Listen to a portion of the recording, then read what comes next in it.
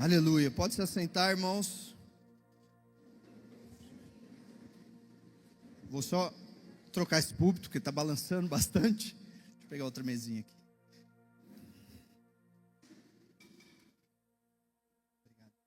Aleluia. Irmãos, quero compartilhar uma palavra com vocês. De coisas que Deus tem colocado. Pastor detalhista, pastor Rogério, mais para lá, mais para lá. De coisas que Deus tem colocado no meu coração. Irmãos, aqui é um ambiente que eu me sinto totalmente à vontade de abrir o meu coração, de expor o que o meu coração tem encontrado e tem vivido. Irmãos, não é um desabafo aqui que eu vou fazer não, vou pregar, viu? Fica tranquilo.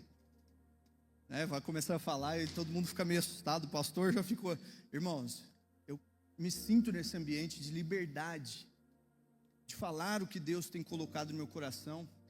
E eu confesso para você que eu tenho passado por uma crise, mas não é uma crise ruim, não é uma crise, irmãos, de sofrimento, não. É uma crise de constrangimento a avançar. Uma crise, aleluia, chegou o retorno, obrigado Jesus. É uma crise de transformação, de melhoria. Nós queremos crescer como igreja, amém? Quantos aqui querem que a igreja cresça?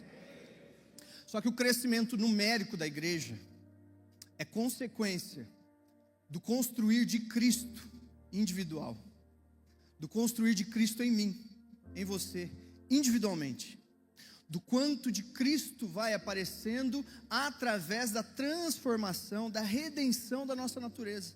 Nós fomos totalmente redimidos, mas não vivemos totalmente nessa redenção. E essa é a crise que tem me pegado nesses dias, uma crise pessoal. E como bom pastor, eu não acho que é justo eu passar por essa crise sozinho. Talvez hoje não seja uma mensagem que seja popular, que as pessoas fiquem, sabe? Nossa pastor, que palavra! E a minha oração é justamente que você saia daqui mudo, tranquilo, em silêncio, mas refletindo, mas pensando qual é a medida em mim que eu preciso avançar. Irmãos, nós precisamos, a igreja do Senhor precisa que Cristo apareça no individual, irmãos. Precisa que Cristo apareça através de nós. E tem momentos que tem me pegado, porque em determinadas situações eu quero responder de uma forma, eu quero agir de uma maneira, eu penso de uma maneira, mas quando eu comparo com Jesus, eu falo, Jesus não é assim. Jesus não é assim, então não é a situação que tem que mudar, sou eu. E isso tem, irmãos, me levado a um lugar de intimidade com Jesus, pedindo para Ele, me transforme, Jesus. Eu quero te levar para esse lugar comigo. Eu quero que você vá para o seu lugar de intimidade com Cristo, pedindo por você. Não tem nada de errado você pedir por coisas, não tem nada de errado você pedir por bens, por milagres pessoais, nada de errado. Mas sua primeira oração tem que ser, Jesus, me faz parecer com você, me ajuda a parecer com você. Quarta-feira, para quem participou aqui da nosso momento de oração, da nossa reunião de oração, inclusive você está convocado a estar aqui quarta-feira, a nossa reunião de oração, tem sido muito bom. Eu ministrei sobre a vida de José, e é impressionante a resposta que ele e os irmãos dão quando o bem o encontra, mas também quando o mal o encontra. Um dia José acorda, e aí o bem encontra ele através de uma visão. Ele fala assim, olha, eu tive uma visão de que o sol e a lua se dobravam junto com as estrelas diante de mim. Para ele aquilo era uma direção, era bem. Ele era o filho preferido. Ele tinha ganhado até roupa nova, uma roupa diferente. Então ele se sentia amado, ele se sentia filho. E muitas vezes é isso que você encontra também, você se sente amado, você se sente filho. Só que isso também na vida de José trouxe prejuízos para ele. E o mal um dia encontrou José. Os irmãos, que era aquele que deviam ofertar amor, que deviam proteger, foram os mesmos que lançaram ele numa cisterna e depois venderam ele como escravo. Esse foi o mal que encontrou José. Mas depois, nós não vamos, eu estou só dando uma introdução, depois você pode ler o texto. Mas sabe o que é impressionante, irmãos? Sabe qual foi a postura de José em meio ao encontro com o mal que chegou na sua vida? Em todo o tempo ele glorificou a Deus. Irmãos, fala a verdade, é abrir o coração mesmo. É fácil quando o mal te encontra você glorificar a Deus. Vamos ser sinceros. É fácil quando o dia mal surge, você levantar suas mãos e dizer: Senhor, obrigado por esse dia. Não é fácil, irmãos. Me impressiona, ele vai ter um encontro com Potifar, aí vem o bem sobre ele é vendido como escravo. O bem chega porque ele chega na casa de Potifar, e ele tinha muita moral, ele tinha liberdade a tudo. Aí vem aquela mulher, dá em cima dele, ele fala a verdade, ele tem a postura correta, mas vai parar na cadeia. O mal encontrou ele de novo. Qual foi a postura de José? Glorificou a Deus. Na cadeia, quando foram falar com ele sobre o sonho, ele falou assim: não sou eu, Deus é que me dá a capacidade, o Senhor. Então em tudo ele declarava Senhor. Em contrapartida, os irmãos, quando foram diante de José no Egito, vocês sabem toda a história, e estavam passando por fome, e aí eles têm um encontro com José. José prende um dos irmãos, porque ele quer encontrar tanto ao pai quanto ao seu irmão mais novo. E aí ele prende um dos irmãos e libera os seus outros irmãos para voltar e buscar o seu pai e seu irmão. E aí os irmãos dizem o quê? Deus está nos punindo, porque nós fizemos mal ao nosso irmão. É a postura de quem tem uma experiência com Deus que muda a forma como ele vai agir. Então nós precisamos disso, irmãos, entender as referências, o padrão que Deus estabeleceu através de Jesus, para que a minha vida seja dessa forma. E aí olha só, irmãos, o que eu quero falar com vocês hoje. Nós precisamos entender quem é o homem, para que a gente possa viver uma vida de acordo com o que Deus planejou para o homem. Lá no Salmo 144, se você abrir, eu vou acompanhar aqui para a gente não chegar na mesma versão. Salmo 144, verso 2, olha o que a palavra diz.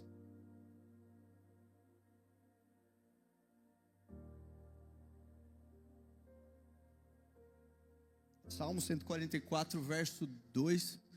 Ué? Troca, acho que eles... Põe na RA, por favor.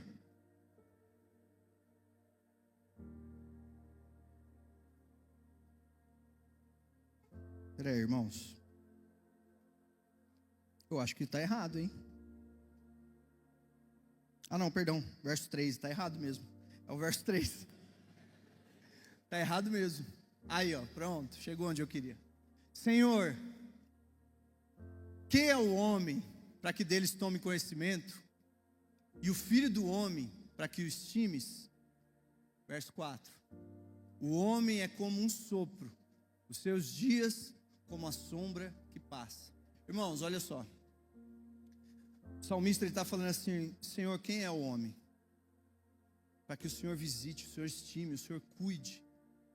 E nós temos que entender que esse texto está escrito num ambiente judeu, um ambiente judaico. E ele continua dizendo: quem é o filho do homem? E nós temos uma tendência a olhar esse texto falando filho do homem e imaginar que é Jesus. Mas ele não está falando de Jesus, ele está falando do homem, do ser humano, do homem que foi constituído, do humano ser, da forma de ser gente, ser humano. Ele está falando assim: quem é o homem para que o Senhor se lembre de nós? Por que que o Senhor se lembra de nós? Quem é o homem para que o Senhor estime? O ser humano é como um sopro que passa. Nós precisamos entender a humanidade, o ser homem, o ser natural, com a palavra, para aprender como viver como homens. A sua vida tem um padrão a ser seguido, um padrão de humanidade que o céu determinou. E o padrão de humanidade que o céu determinou é Jesus. Então eu não consigo me compreender como homem se eu não compreender a humanidade de Jesus. Livro de Hebreus, capítulo 2, no verso 14, fala sobre a humanidade de Cristo. Olha só: visto, pois, que os filhos têm participação comum de carne e sangue, Destes também ele igualmente participou, para que, por sua morte, destruísse aquele que tem o poder da morte, a saber, o diabo. Verso 15. E livraste todos que pelo pavor da morte estavam sujeitos à escravidão por toda a vida. Olha só. Eu acredito que Paulo, que é o autor de Hebreus, ele está falando assim, pela morte de Cristo, aqueles que estavam destinados à escravidão foram libertos. Amém? Verso 16. Pois ele, evidentemente, não socorre anjos, mas socorre a descendência de Abraão. Por isso mesmo, convia que em todas as coisas se tornasse semelhante aos irmãos, para ser misericordioso e fiel sumo sacerdote nas coisas referentes a Deus, e para fazer propiciação pelos pecados do povo. O que esse texto está querendo dizer, irmãos? Está querendo falar de uma dificuldade que nós temos, de enxergar Jesus como homem. Irmãos, por mais que você tenha consciência disso, parece óbvio, parece uma palavra óbvia, você tem dificuldade de enxergar Jesus como homem. Quando você lê a Bíblia e vê Jesus fazendo milagres, você não põe na balança que ele era o homem Jesus, você põe na balança que ele era o Deus Jesus. É verdade, irmãos. Ser sincero com você, você não consegue naturalmente, por mais que seja claro, óbvio, e você já saiba que Jesus era homem, você olha as obras de Jesus e vê ele agindo como Deus. E isso te torna distante de viver uma vida com um padrão de humanidade que o céu determinou. Porque você enxerga Jesus fazendo as coisas e fala assim, não, ele fazia porque era Deus. Eu não posso fazer isso. É inconsciente. Mas lá, Filipenses também fala isso. Filipenses 2, 5. Diz assim, Filipenses capítulo 2, no verso 5. Dá um glória a Deus aí, irmãos. Enquanto culto de crente avivado tem que ter barulho, irmãos. Nós somos penteca, irmãos. Tende em vós o mesmo sentimento que houve também em Cristo. Olha só, Paulo está dando já uma orientação. Você, igreja, precisa ter o mesmo sentimento que estava em Cristo. Qual é o sentimento de Cristo? Verso 6. Nada faça por partidarismo ou por glória, por vanglória, mas por humildade, considerando cada um aos outros superior a si mesmo. Estou falando que é uma palavra desconfortável, irmãos. Então assim, antes de você fazer as coisas, enxergue o seu interior, olhe as suas motivações, mude o seu comportamento, não seja orgulhoso, não seja arrogante, presunçoso, seja melhor para fazer com a motivação certa. Irmãos, eu falo isso, a Lília não gosta que eu fale isso. Jesus não quer resolver teus problemas, Ele não quer resolver seus problemas, Ele quer mudar o seu interior, para que você saiba lidar com todo tipo de problema, como foi com José. O interior transformado fez com que José encontrasse o mal e respondesse da forma certa. O Senhor não quer te resolver problemas, Ele não quer que você tenha uma relação com Ele resolutiva. Ele quer ter uma relação com você de intimidade profunda, uma relação de conhecimento um do outro, uma relação de paternidade de família. Então eu não preciso caminhar de problema em problema, eu tenho que aprender a caminhar de glória em glória, mesmo que o problema me encontre. Isso só vai acontecer, irmãos, se o interior for transformado, se o coração for transformado. Eu estou rasgando meu coração com vocês nessa manhã, de verdade, irmãos. Várias situações contrárias do que eu achava aconteceu, mas eu não posso simplesmente arregaçar a manga e ir para cima na justiça própria. Preciso que o meu coração seja transformado para responder como Cristo, que ainda que não aconteça como eu penso que tem que ser, vai acontecer como o céu pensa. E o que a vontade de Deus para mim é boa, perfeita e agradável. Sempre, sempre. Mas ele continua dizendo, tira não, vamos lá. Não faça nada por vanglória, mas por humildade, considerando cada um superior a si mesmo. Verso 4. Não tenha cada um em vista o que propriamente é seu, senão também cada qual o que é dos outros.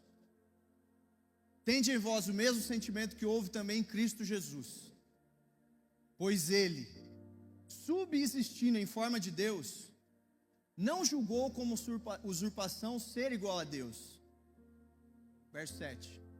Antes a si mesmo se esvaziou, assumindo a forma de servo, tornando-se em semelhança aos homens, reconhecido em figura humana.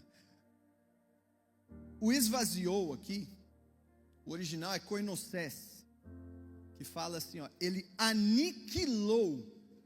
Olha o nível de força que a palavra diz. Ele aniquilou a natureza de Deus nele. Ele se fez realmente como homem. Porque fala a verdade, irmãos, não tem como você substituir o homem no pecado, como Cristo fez, sendo ele Deus. Nós não somos deuses, nós não temos a natureza divina, nós temos o DNA do céu, é diferente. Mas eu não sou feito Deus, eu não sou onisciente, eu não sou onipresente, eu não sou onipotente. Para ele me substituir na obra da cruz, ele precisava ser plenamente homem. E você precisa entender isso, sabe por quê, irmãos? Porque sendo Jesus plenamente homem, ele me mostra a forma de um homem andar na terra. E eu preciso andar como Cristo andou. Você foi chamado para andar como Jesus andou, como homem. E nós vamos olhar o padrão de Jesus de homem. É disso que eu quero falar com você. Eu quero que nós possamos olhar o padrão de Jesus como homem. Nós vamos fazer uma releitura de Lucas aqui, mas não é a leitura. É uma leitura, uma forma de ler, uma das maneiras que eu li. Jesus, ele foi plenamente homem, 100% homem. Isso tem que ficar gravado na tua cabeça. Porque se isso não cair no teu coração, você não vai entender como é a sua forma de viver. Você não vai ter plenitude, alegria, satisfação completa na sua vida. Nós temos falado sobre descanso. Eu vou te falar, irmão, se você não olhar e entender a maneira plena de Jesus ser homem, você não vai conseguir encontrar descanso. É uma fala meio forte, né, irmãos? Mas é verdade. Porque o descanso está em viver como Cristo. Imagina Jesus sabendo que tinha uma cruz para ele enfrentar, e a Bíblia fala que ele não abriu a boca, mas ele amou ir até a cruz. Cruz era um problema, irmãos? Para muitos eram. A morte para muitos é um problema. As pessoas olhavam Jesus e via ele que dias atrás estava sendo ovacionado pela multidão, vindo num burrinho, as pessoas com ramos declarando: Hosana ao que vem em nome de Jesus, em nome do Senhor, Hosana ao que vem das alturas. Ele estava sendo ovacionado, e essa mesma multidão, 3 dias depois, estava declarando: crucifica-o, mata-o. Não tinha orgulho em Jesus, não tinha raiz de amargura nele. A Bíblia fala isso. Você sabia disso, irmãos? Se fosse encontrado uma mancha de amargura em Jesus, toda a obra da cruz tinha sido jogada fora. Jesus não cerrou o punho quando ele tomou o primeiro açoite. Jesus não fechou os dentes de raiva, quando foi açoitado, ou quando levou aquela coroa de espinho na cabeça. Não encontrou em Jesus uma mácula de amargura. Pelo contrário, ele ainda chegou diante dos seus acusadores e ele declarou: Pai, perdoa-os, porque eles não sabem o que estão fazendo. Que coração é esse, irmãos? Que pode, no momento de maior dor física, declarar perdão e amar. É esse coração que eu quero ter, irmãos. Essa vida que eu quero viver. Não faz sentido eu ser igreja se não for dessa forma. E é uma batalha no meu secreto para viver assim. Tem que ser para nós, tem que ser para você, irmãos. Eu estou indignado com a minha carne que tem crescido, querendo entrar na justiça própria. Isso não gera descanso, irmãos. Isso não faz você vencer as suas lutas. Isso não resolve o problema que você tem para resolver amanhã. O que resolve é você entrar no lugar onde a paz te toma. E a paz é Jesus Cristo. Então, se eu não entender a natureza do homem Jesus, eu não vou saber quem eu sou de verdade. Ele tomou forma humana. Ele se aniquilou do que era ser Deus. E às vezes a gente não consegue entender que ele é homem. E aí a gente tem alguns sinais de que Jesus era homem. Por exemplo, a Bíblia fala que ele não tinha onipresença. Isso é fácil. Isso é fácil você compreender que Jesus não era homem, porque ele não estava em todos os lugares. Quando ele estava na Galileia, ele não estava lá em Tiberíades. Quando ele estava em Nazaré, ele não estava lá em Cafarnaum. Ele não tinha onipresença, ele se movia naturalmente como homem. Essa parte da natureza humana você consegue. Mas ele também não tinha onipresença. Mas não tinha também a onisciência. Ele não sabia de tudo. Jesus, no momento de angústia dele no Getsemane, ele orou, ele falou assim: se possível, passa de mim esse cálice. E é lógico, irmãos, é claro que a angústia de Jesus era o que o pecado ia fazer entre ele e o Pai, ia trazer separação. Essa era a angústia de Cristo. Mas essa também era uma evidência de que ele não sabia tudo que estava por vir. Ele não sabia claramente tudo que ele ia passar. E como bom conhecedor da palavra, ele chegou diante de Deus em oração, sabendo de uma história de um filho que deveria ser morto e sacrificado, e no último segundo foi liberto. Então ele chegou diante do Pai e falou assim: Pai, se for possível. Ele não sabia se era possível. Então isso mostra que Jesus não estava onisciente, sabendo todas as coisas. Ele não tinha essa consciência. E ele falou: se for possível, passa de mim. Todavia. Esse todavia, sabe o que significa, irmãos? É Jesus falando assim: agora, se não for possível, seja feita a tua vontade. Então ele não tinha consciência de tudo. Quantas vezes Jesus foi surpreendido? Como aquela mulher que trouxe uma filha endemoniada, Jesus foi surpreendido. Ou quando o centurião pede que ele dê uma palavra e o seu servo lá na sua casa seria curado, aí Jesus fala o quê? Ele é surpreendido, ele fala assim: uau, nem em Jerusalém eu encontrei tamanha fé. Então ele mostrou que ele foi pego de surpresa. Ou Jesus estava encenando muito bem, ou Jesus foi surpreendido. Ele estava falando da questão humana dele, ele não era onisciente, ele não sabia de tudo. Mas talvez você vai me perguntar assim: não, pastor, mas e as passagens que falam que Jesus sabia o que as pessoas estavam falando, pensando, mesmo sem falar? E as passagens que falam que Jesus desvendava, sabia, tinha conhecimento dos pensamentos do coração do homem? É esse ponto que vai mudar a nossa vida nessa manhã, que vai marcar a tua vida nessa manhã. Entender como Jesus fazia isso é a chave, é o segredo para que você possa ser o homem pleno, o homem completo.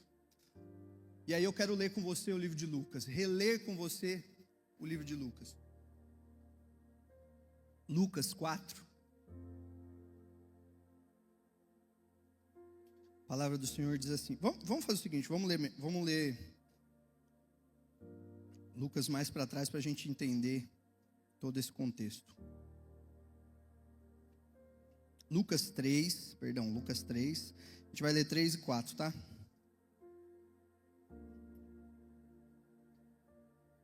Lucas 3, verso 21. Você vai entender o começo da trajetória de Jesus. Jesus, ele iniciou o seu ministério entendendo a chave, o segredo para ser um homem do céu, um homem pleno, completo, e nos dá o padrão de viver como ele. Foi no batismo que ele começou. Lucas 3, verso 21 diz assim, ó: e acontecendo que, ao ser todo o povo batizado, também foi Jesus. Estando ele a orar, o céu se abriu, e o Espírito Santo desceu sobre ele, em forma corpórea como uma pomba. E ouviu-se uma voz do céu: Tu és o meu filho amado, em ti me comprazo. Até aí. Olha só, irmãos. Esse foi o batismo de Jesus. Agora vai comigo lá para o capítulo 4 de Lucas. Jesus foi batizado. A pomba desceu, o Espírito Santo desceu em forma de pomba. E aí, você já parou para se perguntar por que Jesus foi parar no deserto, irmãos? Por que Jesus foi tentado no deserto? Que Deus é esse que leva o seu filho mais amado para passar por dificuldades? Você já teve esse questionamento? Fala aí, responde aí para você. Não precisa responder para mim não, responde para você mesmo. Porque eu vou te falar, eu já questionei antes. Fala assim: Deus, mas qual é o sentido? Qual o sentido do Senhor levar o seu filho que o Senhor mais ama para passar por lutas? Porque Jesus foi tentado, irmãos. E a Bíblia deixa claro em Lucas: por toda sorte de tentações. Todo tipo de tentações enfrentou Jesus. Jesus, a gente se apega à comida, à honra, a poder. Mas a Bíblia fala assim no final da passagem em Lucas: passado toda sorte de tentações. Sabe o que isso quer dizer, irmãos? Que as batalhas que você enfrentou, Jesus também enfrentou. Jesus também foi tentado com outras coisas, que a Bíblia não relata, mas foi por toda sorte de tentações. E ele venceu, porque sabe o que Jesus aprendeu no deserto? Depender do Espírito que veio sobre ele no batismo. Você sabe qual a maneira de você ser um homem do céu e viver uma vida plena? Dependa do Espírito Santo. Dependa do Espírito. O Espírito veio sobre ele como forma de pomba. Aí olha só, verso 1: Jesus cheio do Espírito Santo. Foi o Espírito Santo que levou ele para o deserto, para ensinar: olha, eu desci sobre você, você recebeu o Espírito, agora você vai saber como utilizar essa virtude, esse poder que é o Espírito Santo que está em você. Quando a tentação vir, quem é que vai te livrar da tentação?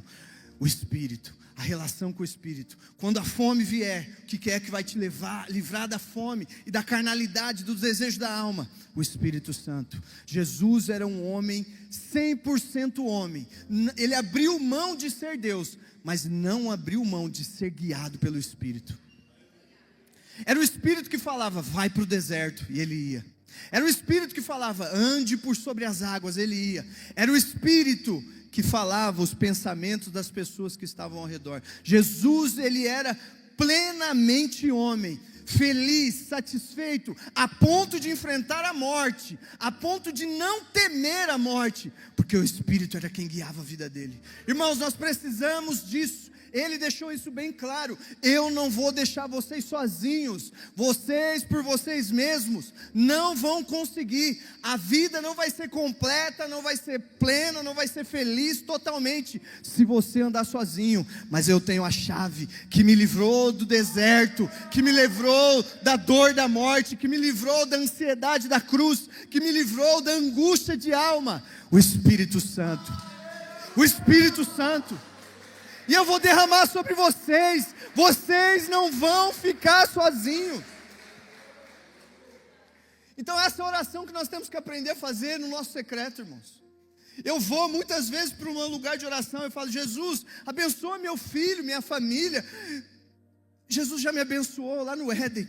Deus me abençoou para ser. Ele já me abençoou. A Bíblia fala isso, que nós fomos abençoados com toda sorte de bênção nas regiões celestiais. Eu já sou abençoado, eu já tenho acesso.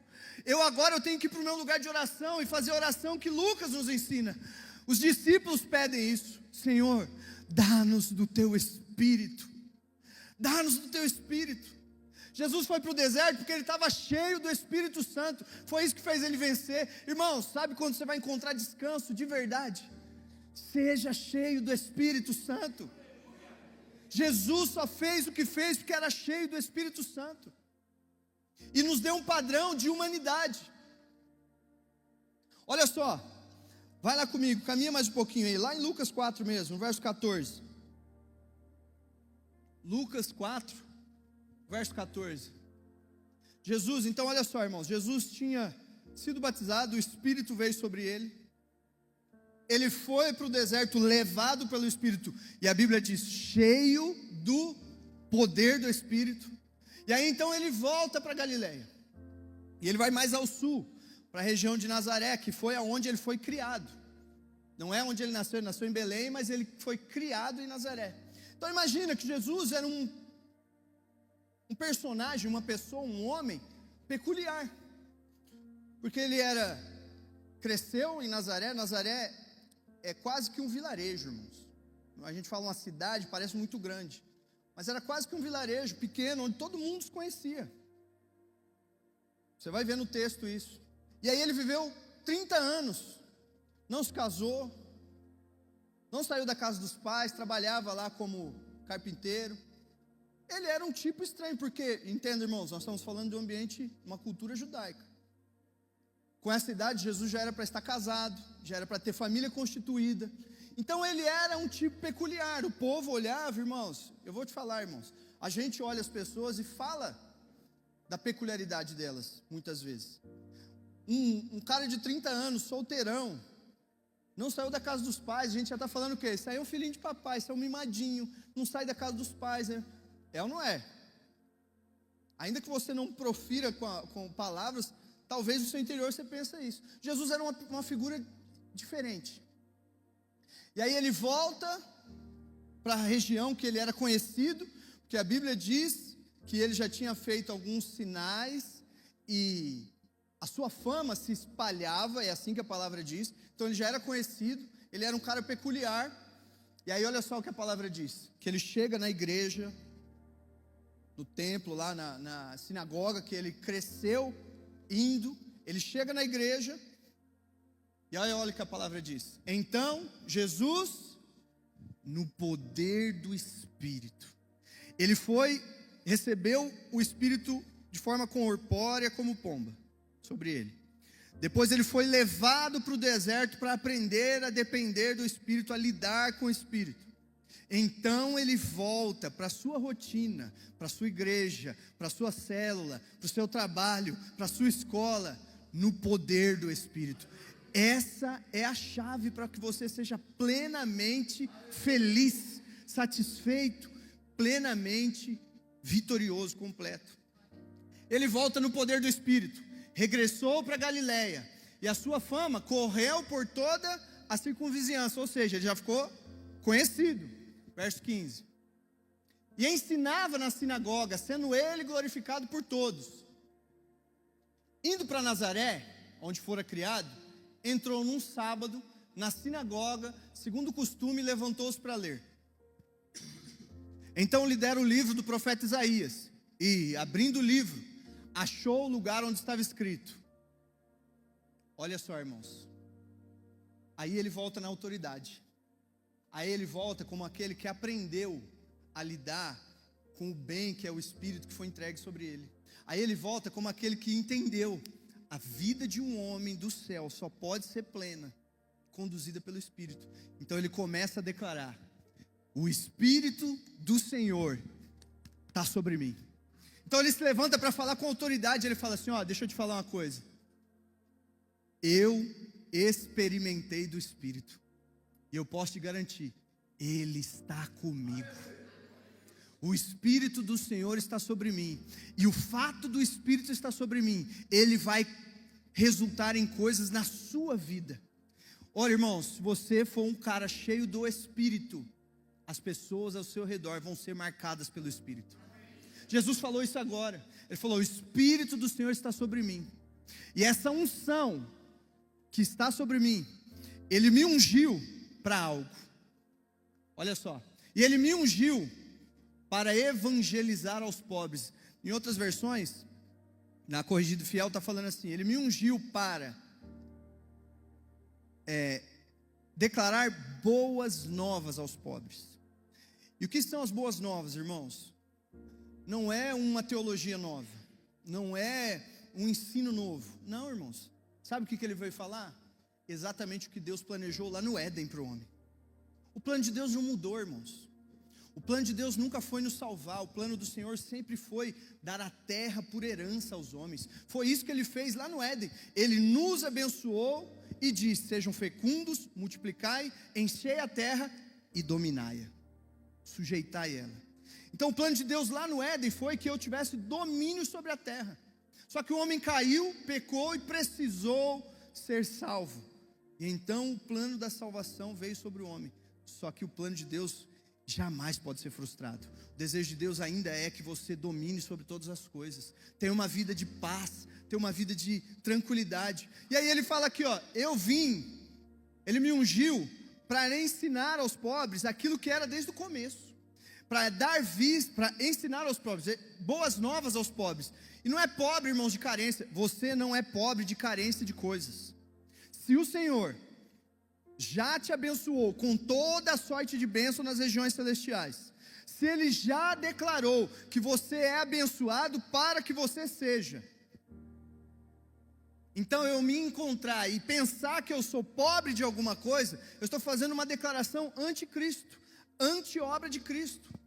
Eu estou negando o que Cristo declarou sobre mim. Então você não é pobre de carência, você é pobre de conhecimento. O povo perece por não conhecer, o povo não perece por não entender. Você precisa conhecer, e conhecer quem? O Espírito, porque é o Espírito que testifica em você que você é filho, é o Espírito que fala no teu coração a posição que o Senhor te elegeu antes da fundação do mundo. Então ele está falando aqui, ó: você precisa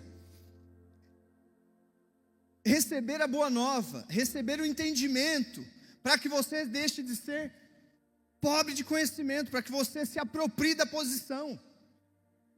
Enviou-me para proclamar libertação aos cativos. E aqui eu quero me atentar um pouquinho, irmãos, porque existe uma diferença. Ele falou que o Espírito ungiu ele. Ele falou assim, ó: porque eu estou cheio do Espírito, eu posso te anunciar coisas que você acha errado, que você não conhece. Eu posso te evangelizar e te dar boas novas, boas notícias que você não conhece. Não muda para nós, irmãos. Eu, cheio do Espírito, eu vou chegar no meu irmão e falar assim: você pensa que você é órfão, cara, mas você tem um pai que te ama. Boa notícia. Mudança de mentalidade. Aí ele fala assim, ó: para proclamar libertação. E proclamar é diferente de estabelecer, irmãos. Proclamar é uma declaração que eu faço. Eu posso declarar para você: ô Jefferson, você está liberto. Isso é uma proclamação. É uma verdade? Amém, é uma verdade. Mas o Jefferson pode não viver debaixo dessa liberdade. Então Jesus está falando assim, ó: esse Espírito me ungiu para proclamar liberdade, para restaurar as vistas dos cegos. Não é só cura física, é para falar assim, ó, para fazer você enxergar da maneira que o céu enxerga, maneira que Cristo estabeleceu, para pôr em liberdade os oprimidos. Então, irmãos, não é só proclamar, é pegar na mão e falar assim: irmãos, eu não vou se você não for comigo. Nós estamos às portas aí de um encontro, irmãos, e um coração de um homem, de uma mulher cheia do Espírito, ela vai pegar na mão desse irmão e falar assim: ó, você é livre, mas eu não vou te soltar até que você esteja debaixo dessa liberdade, até que você viva dessa forma. Porque é por isso que Jesus enfrentou tudo que enfrentou, para te mostrar que é possível ter uma vida plena de alegria, paz, santificação. Ser cheio do Espírito vai revelar qual é a sua paternidade. Olha, a palavra do Senhor, irmãos, ela fala lá no livro de Romanos, capítulo 8, Romanos 8, verso 12, olha o que a palavra diz. Depois a gente vai voltar para Lucas, não esqueci não, viu? Assim, pois, irmãos, somos devedores, não à carne, como se constrangidos a viver segundo a carne. Porque se vivermos segundo a carne, caminhais para a morte, mas se pelo Espírito mortificardes os feitos do corpo, certamente vivereis. Pois todos os que são guiados pelo Espírito de Deus são filhos de Deus.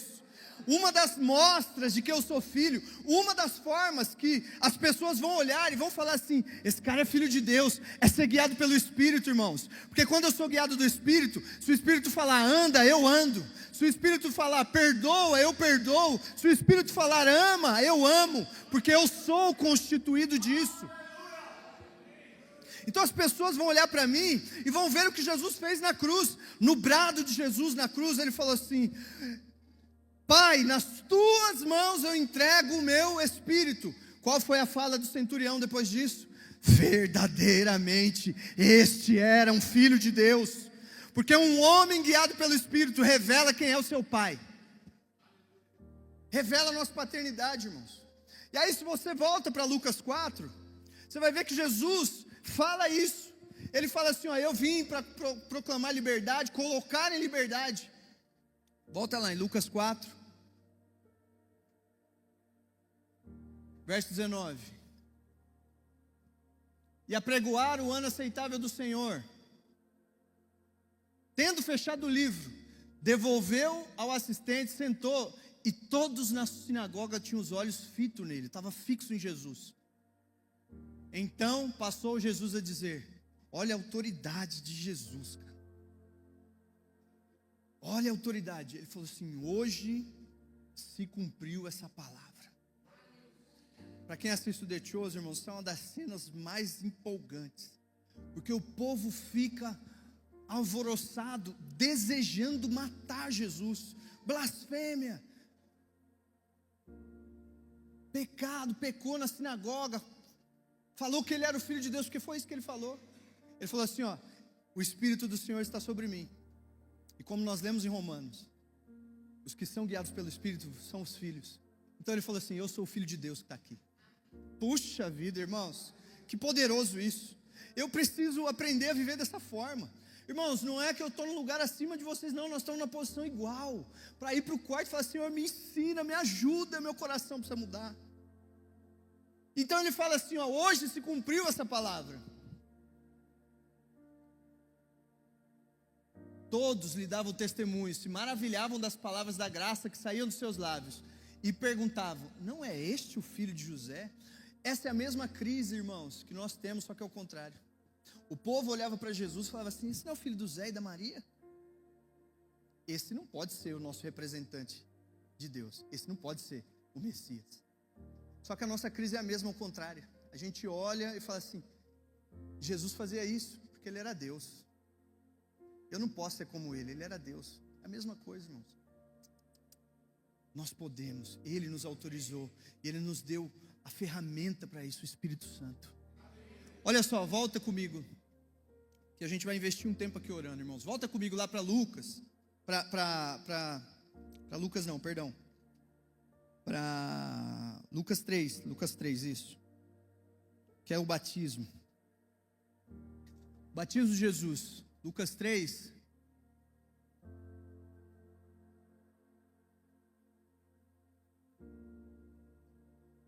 É no verso 14, se não me engano.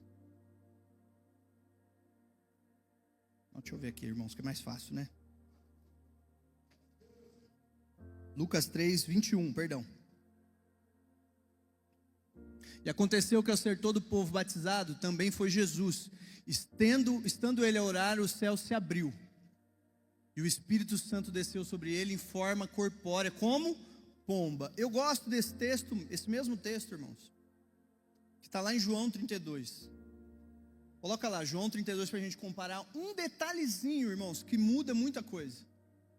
João 1, verso 32.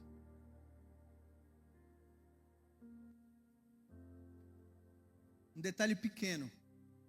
E João testemunhou, dizendo: vi o Espírito do céu descer como pomba e pousar sobre ele.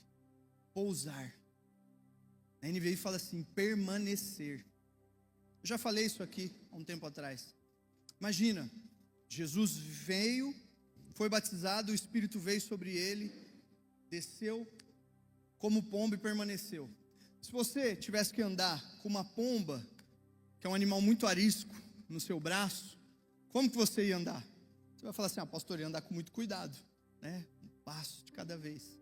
Mas eu gosto de pensar assim: cada passo que eu dou, eu considero a pomba. Cada passo que eu vou dar, eu vejo como a pomba está. Isso é ser guiado pelo Espírito. Deixa eu te falar, irmãos, sabe, eu acho que eu acho interessante? O Espírito Santo podia ser representado por qualquer outro tipo de ave. qualquer animal, podia ser como foi em Atos, com línguas de fogo. Mas a Bíblia faz questão de mencionar o Espírito descendo. A primeira menção disso, do Espírito descendo sobre alguém, é sobre Jesus. Ele fala que o Espírito Santo desceu como pomba. E nós temos que pensar na Bíblia também, no ambiente judaico. A primeira vez que a Bíblia cita uma pomba é lá em Gênesis, quando Noé primeiro solta um corvo pós o dilúvio, e a Bíblia fala que esse corvo rodeava a arca. Ele ficou rodando em volta da arca e voltou. Por quê, irmãos? Porque a pomba, o corvo, não tem capacidade de orientação. Há tempos atrás, há anos atrás, um dos métodos de comunicação era um pombo-correio. Era ou não era? Colocavam-se uma mensagem no pé da pomba, e essa pomba, impressionante, irmãos, que a ciência não desvenda isso. Ela tem uma capacidade de orientação que ela pode voar até em torno de 1000 quilômetros. Sabe por que o Espírito veio representado como uma pomba? Porque é uma representação de uma capacidade de orientação. O Espírito está aqui para te orientar, irmãos. O Espírito está aqui para te dar orientação. Olha só, irmãos, outro exemplo que eu gosto muito, a passagem da mulher com fluxo de sangue.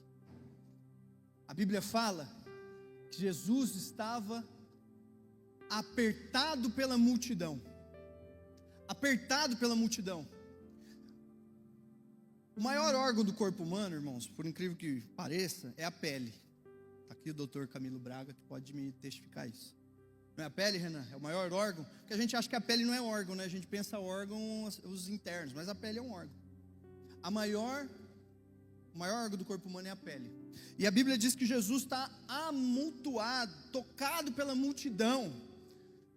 Então, irmãos, ele está sendo prensado pela multidão. Mas alguém, uma mulher, toca nele. E aí ele para tudo, ele fala, opa, alguém me tocou. Porque era tamanho o espanto para os discípulos. Os discípulos falaram assim, mestre, o senhor está vendo como está aqui, todo mundo está te apertando. Ela falou, nem se eu pegar o trem 6 horas da manhã é desse jeito, de tanta gente me amarrotando aqui. E o senhor fala, alguém me tocou. E aí Jesus, ele dá uma declaração, ele fala assim, eu sei que alguém me tocou, porque de mim saiu poder do Espírito, sensibilidade. O Espírito é para te deixar sensível, o Espírito é para te orientar. Então Jesus falou assim, alguém me tocou, porque eu estou no meio de uma multidão de pessoas, e eu imagino, irmãos, o que essa multidão queria de Jesus. Você acha que essa multidão queria autógrafo? Você acha que essa multidão queria apenas dar um abraço em Jesus? Essa multidão estava sedento por palavra, mas por milagres, por curas, porque a fama de Jesus se espalhava. Então ele estava cercado, irmãos, de enfermos, de pessoas endemoniadas, de pessoas com problemas. Mas nenhum tipo de problema tirou de Jesus sensibilidade. Isso é o poder do Espírito na tua vida, irmãos. Quando aquela mulher tocou em Jesus, ele falou, opa, alguém me tocou. Por quê? Porque eu estou sensível à voz do Espírito. Eu estou sensível ao que o Espírito faz em mim. Não vos embriagueis com vinho, porque tem dissolução, mas enchei-vos do Espírito. Como que eu me encho? Você imagina que Jesus derramou só 20% de Espírito em você? Não, irmão, você foi totalmente cheio do Espírito. Você tem o Espírito por completo. Então você não pega mais do Espírito. Ele fala assim, ó, não deixe que o nível de intimidade, de poder, de realidade espiritual em você se abaixe. E como que isso é feito?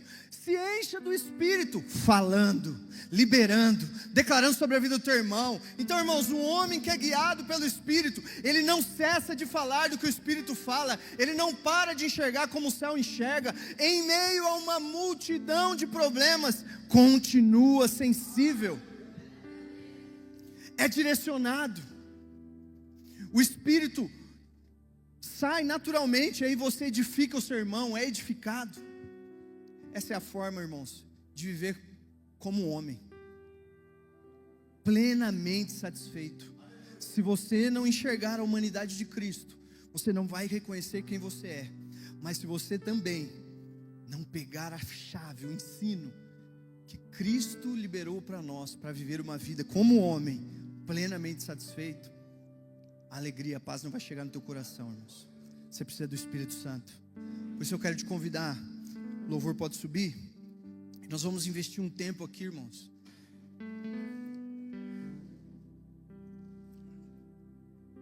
E eu sinceramente, irmãos, eu não quero. A gente podia orar agora por imposição de mãos. A gente podia orar pedindo que o céu derrame, mas o Espírito Santo está aí. Eu quero que você ore por você mesmo. E fale assim: Senhor, me ensina a ter essa relação com o Espírito que Jesus me ensinou. Ele falou: eu não vou te deixar órfão, vocês não vão ficar sozinhos. Eu vou para o Pai, mas eu não vou deixar nada que aconteça em vocês, porque vocês vão ter o Espírito. Não despreze o Espírito. Não despreze o Espírito. Quando os discípulos viram Jesus fazendo um monte de milagres, eles não pediram para aprender a ressuscitar mortos, eles não pediram para aprender a curar enfermos, não, eles pediram: ensina-me a orar. E Lucas, ele fala assim, ó, essa é a nossa oração: Senhor, dá-nos do teu Espírito, dá-nos do teu Espírito. Então quero te convidar a fechar os seus olhos em seu lugar, irmãos. Tenha seu tempo de oração e fala com o Senhor, da mesma maneira que eu tenho falado dos meus dias: Senhor, me ensina a ser como o Senhor é, me ensina a me aprofundar nessa relação com o Espírito, que me leva a ter sensibilidade,